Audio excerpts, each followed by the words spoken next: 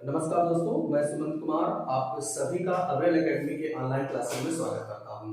आज हम हिंदी के अंतर्गत पर्यायवाची का अध्ययन करेंगे जो विभिन्न परीक्षाओं में पूछी जाती है और जो भी एग्जाम जहां से पर्यायवाची पूछी जाती है उन सभी महत्वपूर्ण परीक्षाओं के लिए, उन सभी एग्जाम के लिए पर्यायवाची महत्वपूर्ण है। तो आइए शुरू करते हैं। आज का ये लेक्चर है पर्यायवाची पर आधारित है।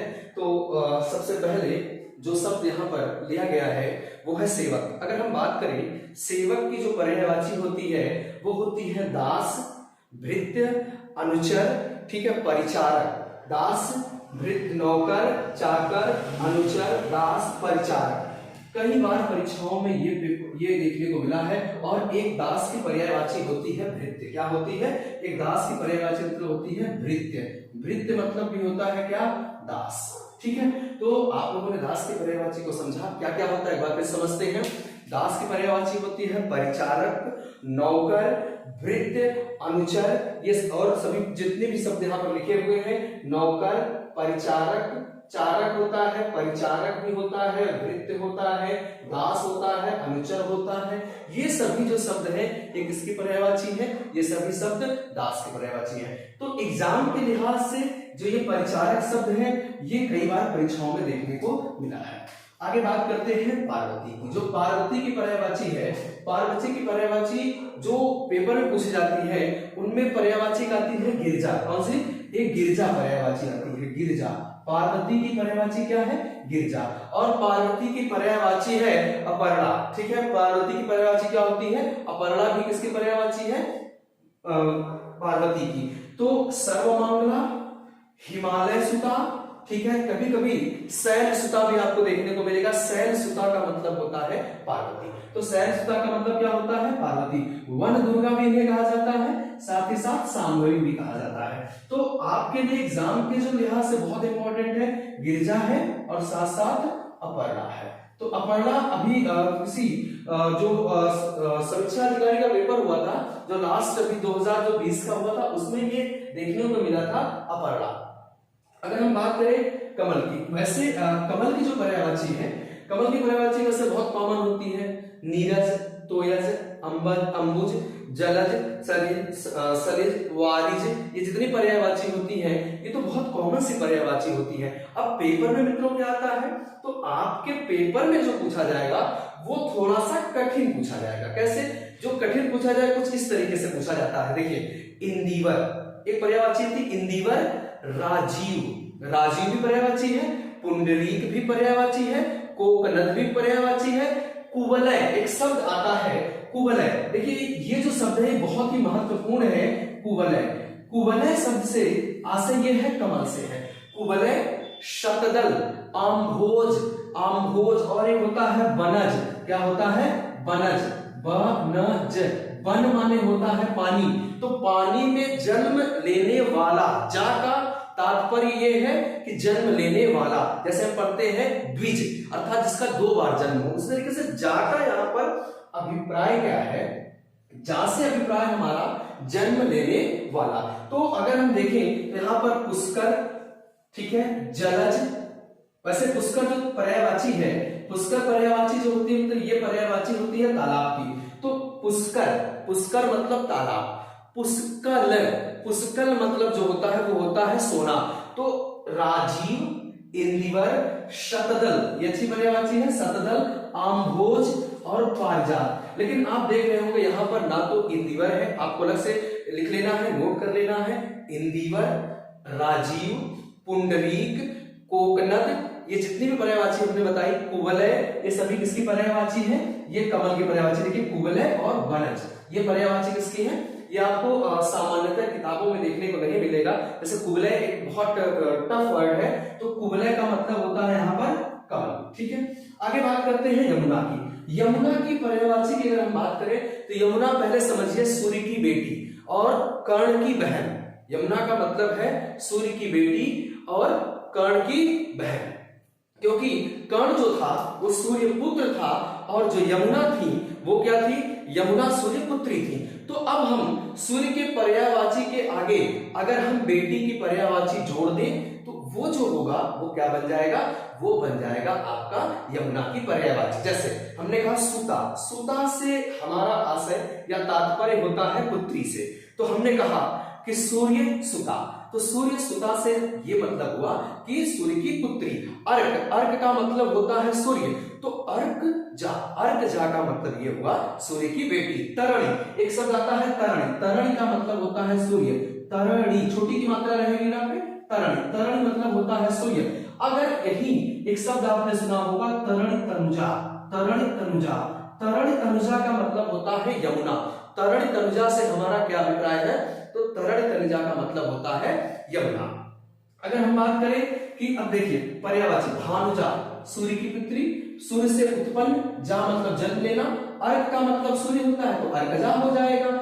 यश भागिनी भी होगा, सूर्य सुता भी होगा, यम सॉरी यश भागिनी नहीं यम भगिना होता है, सॉरी यम भगिना का मतलब होता है कर्ण की बहन। मैंने पहले ही बताया कि कर्ण भगिना बोलते हैं या फिर यहाँ पर यम भगिना बोलेंगे। रवि तनया, रवि की बेटी, सूर्य की बेटी, और एक की पर्यायवाची होती है कालिंदी, बहुत इंपॉर्टेंट है कालिंदी।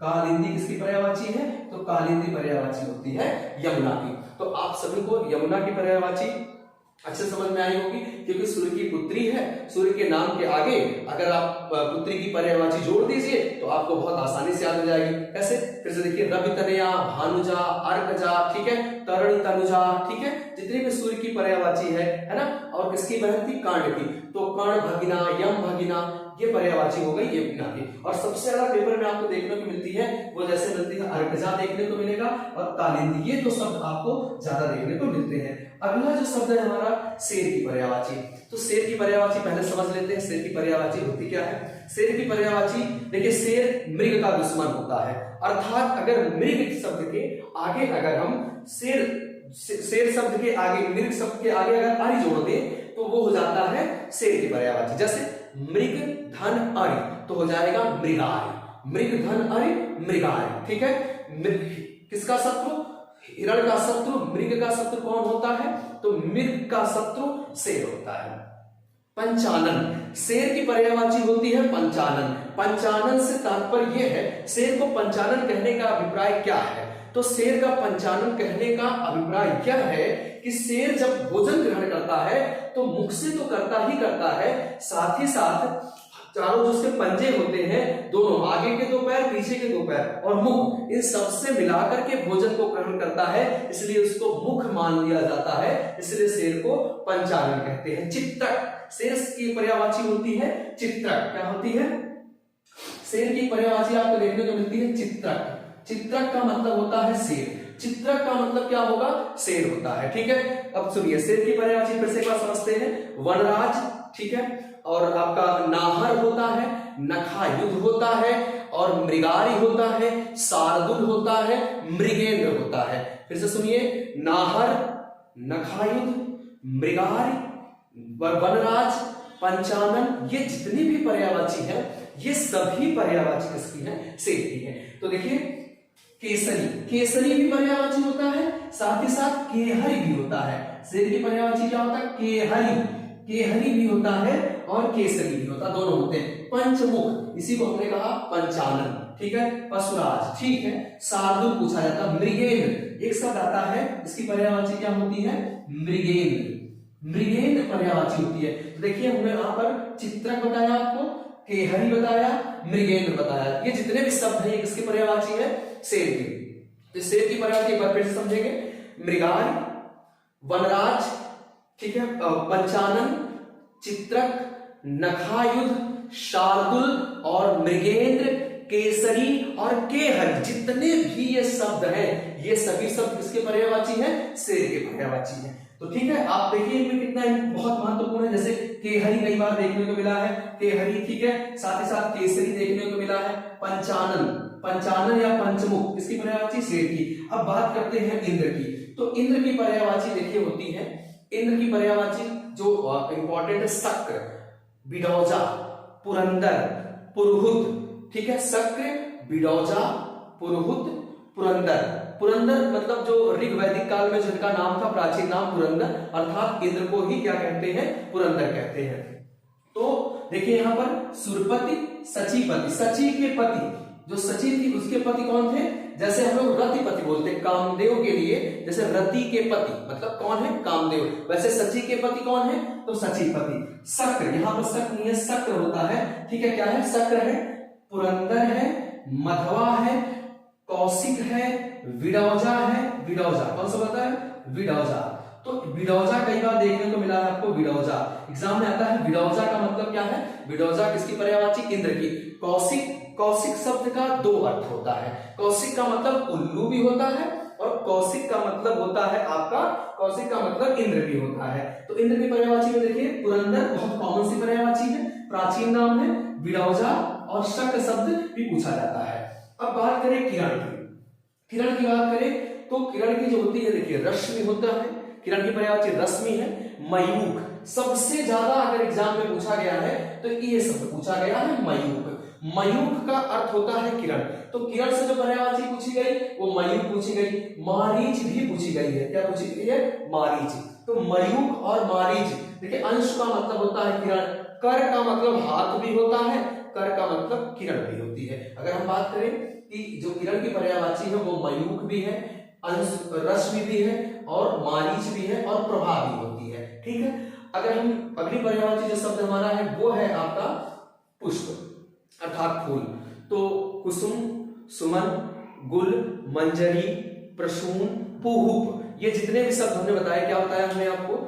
कुसुम, सुमन, गुल, प्रसून, मंजरी, पुहुप। पुहुप कई बार हमने आपको देखा है कि कई बार आपको ये देखने को परीक्षाओं में मिलेगा पुहुप। पुहुप का मतलब होता है पुष्प, पुष्प अर्थात फूल। तो फूल की पर्यायवाची होती है, एक गुल शब्द भी होता है। क्या होता है? गुल शब्द भी पर्यायवाची होता है। किसका? तो गुल शब्द जो पर्यायवाची होता है फूल की। तो फूल की पर्यायवाची एक बार फिर से समझिए, कुसुम, सुमन, प्रसून, गुल, मंजरी, पुहुप। तो पुहुप शब्द याद रखिए, पुष्प की पर्यायवाची होती है पुहुप। अगली जो पर्यायवाची है वो जंगल की पर्यायवाची होती है। देखिए बगीचा और जंगल में बहुत अंतर होता है, दोनों की पर्यायवाची भी अलग होती है। जैसे कभी आपसे आराम शब्द पूछे, कौन सा शब्द? आराम शब्द। तो जब भी आराम शब्द पूछेगा तो आराम शब्द का अर्थ होता है बगीचा। तो इस आराम का अर्थ होता है बगीचा। तो आराम का मतलब क्या हुआ? बगीचा हुआ। लेकिन यहाँ पर जंगल की पर्यायवाची है, वन की पर्यायवाची है। कैसे? तो वन की पर्यायवाची ऐसे समझिए, देखिए विपिन, कानन, कांतार, अटवी, जंगल, अरण्य। तेजी से बोलेंगे, विपिन, कानन, कांतार, अटवी, जंगल, अरण्य। एक लाइन में बोलेंगे याद हो जाएगा, विपिन, कानन, कांतार, अटवी, जंगल, अरण्य, ठीक है। तो विपिन, कानन, कांतार, अटवी, जंगल, अरण्य, ठीक है। फिर एक बार हम धीरे गति से बोलते हैं, समझिएगा, विपिन, कानन, कांतार, अटवी, जंगल, अरण्य। विपिन, कानन, कांतार, अटवी, जंगल, अरण्य। आई होप याद हो गया होगा। अगर आप इसको ध्यान से सुने याद होगा, विपिन, कानन, कांतार, अटवी, जंगल, अरण्य। तो आगे जो शब्द देखिए यहाँ पर लिखा है, सब इधर उधर जो क्रम हो सकता है, इधर हो, इधर इधर उधर हो। तो विपिन, विपिन, कानन, देखिए कानन यहाँ आपको मिल रहा है, विपिन, कानन, कांतार यहाँ मिल रहा है, अटवी यहाँ मिल रहा है, अरण्य मिल रहा है, अक्ष मतलब भी होता है जंगल, विटप, विटप भी होता है, विपिन, कानन, कांतार, अटवी, जंगल, अक्ष, विटप। अगली पर्यायवाची है विष्णु की। विष्णु की पर्यायवाची, तो विष्णु की जो पर्यायवाची है, जो बहुत कॉमन सी पर्यायवाची, नारायण। सबसे ज्यादा दो पर्यायवाची बता दे रहा हूं जो विष्णु से पूछी जाती है। एक पूछी जाती है दामोदर, आप कृष्ण लोग लगा देते हैं। जो विष्णु की पर्यायवाची देखिए यहाँ पर दामोदर है, दामोदर है। दूसरी पर्यायवाची जो विष्णु की है वो दूसरी पर्यायवाची है क्या? नारायण। दूसरी पर्यायवाची क्या है? नारायण। ये सबसे ज्यादा पूछा जाता है, ठीक है, दामोदर और नारायण, ठीक है। चक्रपाणी बहुत कॉमन सी बात है, ये तो चक्रपाणी जिसके हाथ में वो चक्र है ना, चक्रपाणी, ठीक है। जनार्दन, ये पूछा जाता है, जनार्दन। एक विष्णु की पर्यायवाची है मुकुंद। देखिए फिर से देखिए, चार पर्यायवाची बहुत महत्वपूर्ण है, फिर से सुन लीजिए, नारायण, मुकुंद, जनार्दन और आपका हमने बताया आपको दामोदर। फिर सुनिए, दामोदर, नारायण, ठीक है, और आपका जनार्दन और आपका होता है जनार्दन। ये जितनी पर्यायवाची मैंने आपको बताई, ठीक है। मुकुंद, मुकुंद का मतलब भी यहाँ पर होता है मुकुंद, मुकुंद का मतलब विष्णु होता है। ऐसे ही शब्द कोई भी परीक्षा हो तो उन शब्द में थोड़ा सा अगर प्रश्न की प्रकृति थोड़ा सा कठिन की जाएगी तो उनमें ऐसे ही प्रश्न किए जाएंगे। आपको हिंदी आते हुए भी आप अपने परीक्षाओं को जो है आप परीक्षाओं में अंक नहीं हासिल कर पाएंगे। तो कोशिश आपकी होनी चाहिए कि आप बिल्कुल एकदम इस वीडियो को जो मैं बनाता हूं आप इसको ज्यादा से ज्यादा आप कोशिश करिए कि आप ज्यादा जितनी बार देखेंगे उतनी बार आप में निखार आएगा। आने वाला जो एग्जाम है एसएससी जीडी या फिर समीक्षा अधिकारी जो लेवल है वो सारे क्वेश्चन आपको यहीं से मिल जाएंगे। उनके लेवल में कितना भी अगर गहराई हो जाए लेकिन आपको जो प्रश्न मिलेंगे वो आपको जो हिंदी संबंधी 20 नंबर के जो जीडी में आएंगे आप आसानी से 17, 18, 19 कर लेंगे। देखिए 20 में 20 कहना बहुत बड़ी बात होती है, कितने भी बड़े महारथी हो अगर ये कहें कि 20 में 20 ला दे तो फिर ये गलत है, वो खुद नहीं ला पाएंगे। ठीक है, कोई भी एग्जाम होता है एग्जाम में बैठना, एग्जाम के नेचर को देखना वो बहुत वहां पर कठिन प्रवृत्ति हो जाती है। ठीक है, वहां पर अपने आप को बैलेंस कर लेना। हाँ, 18, 19 मेहनत करके लाया जा सकता है। एक अभ्यर्थी अगर मेहनत करे तो आसानी से 19 तक अगर ला दे, 18 ला दे रहा है तो उसने बहुत बेहतर प्रयास किया। तो कोशिश करिए लगातार इस जो वीडियो हम आपको यहाँ पर आपको मिल रही है उसको ज्यादा से ज्यादा आप क्या करिए, आप उसको बार बार देखिए तो आप जो है समझ जाएंगे कि पेपर की प्रकृति कहाँ से है। आपको बिल्कुल एग्जाम में मिलेंगे। ठीक है, क्वेश्चन तो हमने बताया आपको कि मुकुंद पर्यायवाची है विष्णु की, नारायण पर्यायवाची भी है किसकी, विष्णु की। अगर बात करें जनार्दन विष्णु की, दामोदर विष्णु की। ये वो 4 पर्यायवाची है जो आपके पेपर में ज्यादा पूछी जाती है। गरुड़ध्वज भी है, विश्वंभर भी है, जलाशयी भी है, उपेंद्र भी है। ठीक है, और गोविंद मतलब भी होता है, गोविंद शब्द का मतलब भी विष्णु होता है।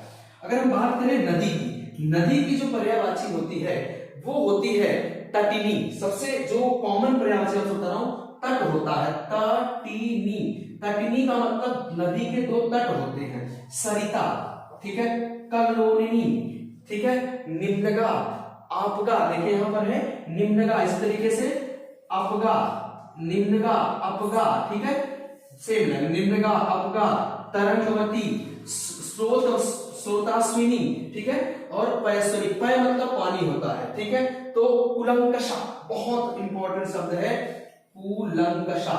कुलंकषा, कुलंकषा का मतलब जो होता है वो नदी होता है। तो नदी तटिनी, आपगा, निम्नगा, है ना, कल्लोलिनी, निर्झरणी, और होता है लरमाला, और आपका स्रोतास्विनी और पयस्विनी।